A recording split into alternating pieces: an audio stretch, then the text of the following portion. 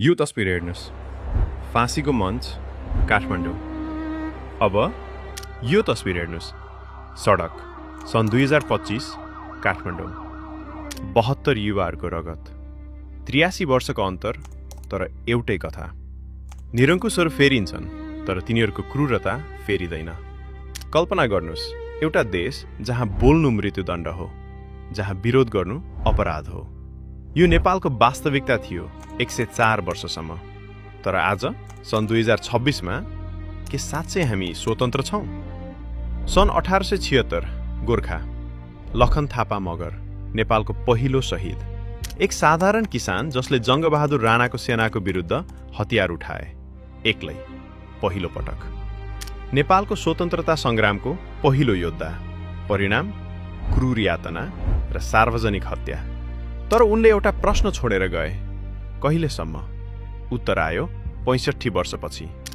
माघ 16, 1997, राणा शासन। एक निरङ्कुश तानाशाहको शासन। 4 निर्दोष मानिस, सार्वजनिक फाँसी।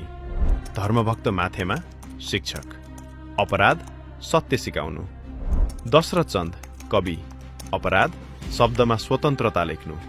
शुक्रराज शास्त्री विद्वान। अपराध जनतालाई जगाउनु। गङ्गालाल श्रेष्ठ 28 वर्ष। अपराध सपना देख्नु।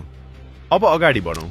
2025 सेप्टेम्बर 8, काठमाडौँको सडक शान्तिपूर्ण विरोध। 72 जना युवा, जेनजी, तिम्रा साथीहरू। तिनीहरूको अपराध के थियो?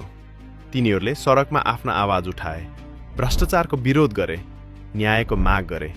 परिणाम 72 निर्दोष मृत्यु। फेरि एउटा निरङ्कुश, फेरि एउटै सोच। डर फैलाउँछु, जनता चुप लाग्छन्। के हामी साँच्चै अगाडि बढेका छौँ वा इतिहास दोहोरिँदैछ? फरक के छ? राणाहरूले खुलेआम फाँसी दिए, आजका निरङ्कुशहरूले गोली चलाए। राणा युग कुनै लोकतन्त्र थिएन, आज लोकतन्त्र छ भनिन्छ। तर जब युवाहरूको रगत सडकमा बग्छ, यो कस्तो लोकतन्त्र हो? तर सेप्टेम्बर 8, 2025ले देखायो, सङ्घर्ष अझै सकिएको छैन। ती 72 युवाहरू तिम्रै जस्तै थिए। तिनीहरूको सपना तिम्रै जस्तै थियो।